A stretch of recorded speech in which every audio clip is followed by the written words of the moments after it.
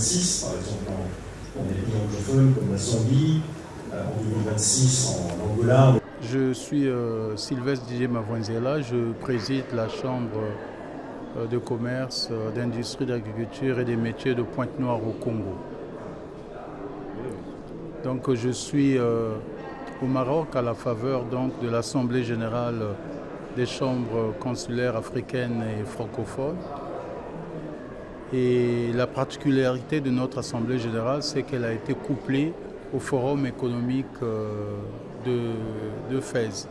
Ça fait que nous avons eu deux événements en un et ça a permis de rencontrer beaucoup plus de monde pour nouer des rencontres, des partenariats. Vous savez que ce qui permet de développer le commerce intra-africain, c'est la mise à disposition de l'information. L'information, on peut l'avoir par les canaux officiels, mais aussi par des rencontres telles que ce forum. Et ça a été vraiment l'occasion de rencontrer d'autres Africains pour développer le commerce intra-africain. Et puis ce que je peux retenir, c'est qu'il y a eu énormément de signatures de partenariats entre chambres africaines.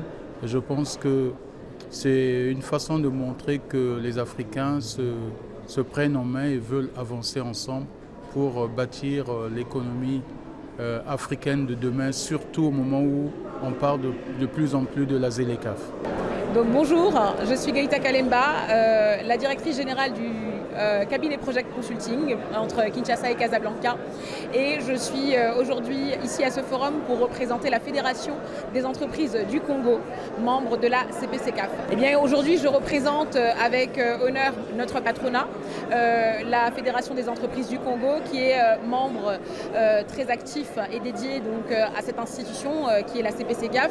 Et notre but aujourd'hui, c'est de voir dans quelle mesure est-ce que nous pouvons justement contribuer au niveau national, la RDC étant un pays stratégique en Afrique, à cette dynamique des chambres consulaires africaines et francophones. Alors pour venir d'un pays où nous avons l'honneur d'avoir notre première femme première ministre, que nous saluons d'ailleurs au passage, je pense qu'aujourd'hui la femme africaine a pleinement pris ses responsabilités par rapport au développement de notre continent. Pour vous l'indiquer, je prendrai un chiffre clair.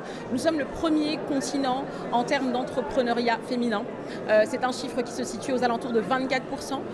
Par ordre de comparaison, l'Europe est entre 8 et 11%. Et donc ça veut dire que cette femme aujourd'hui qui entreprend à différents niveaux sur le continent et également qui de plus en plus est présente dans les instances de gouvernance, elle est prête à relever les défis de l'Afrique de demain. Et la RDC est un exemple de poigne dans ce sens également.